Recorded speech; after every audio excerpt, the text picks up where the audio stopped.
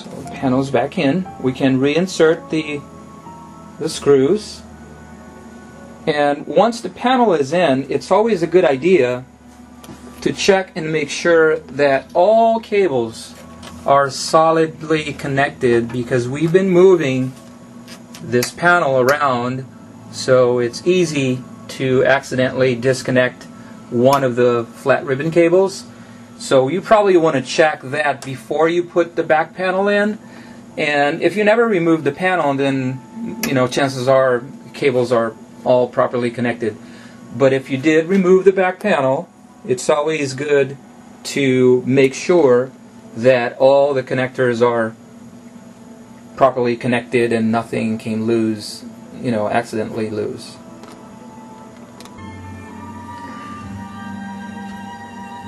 So right now we're going to reconnect the analog card and the submixer board,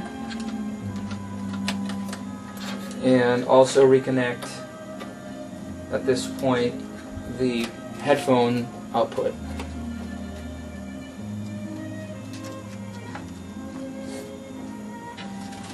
Okay, right now we're pretty much ready to reconnect the power supply.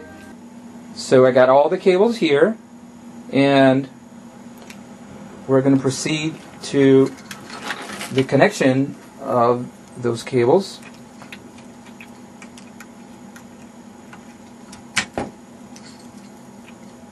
So again, the important part here, the important detail, is where you connect these guys. These are the two cords, the two wires that feed power to these two boards, to the two mic pre-boards. So right there. So this is the back panel, and these two boards will receive power through these two wires, and these are the two wires that we want to connect to this little board that's mounted on the power supply panel right there. So power supply is completely reconnected. So it's probably a good idea to put some hot glue in the smaller connectors, like the phantom power one and the main AC power. This is the main AC power, because they can easily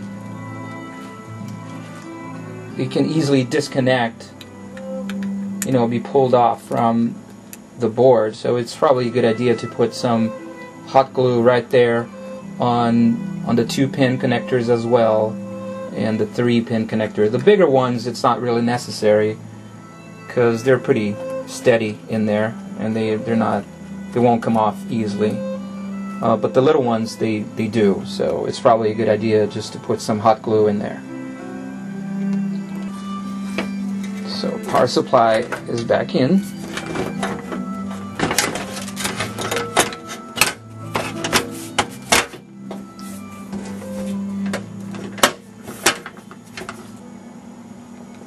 We can put the screws back in their slots, and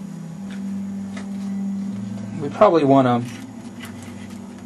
organize the cables, putting back some of the tie wraps that we had to cut off when we first started pulling out the harness. So that completes the procedure to replace the Control 24 DC harness.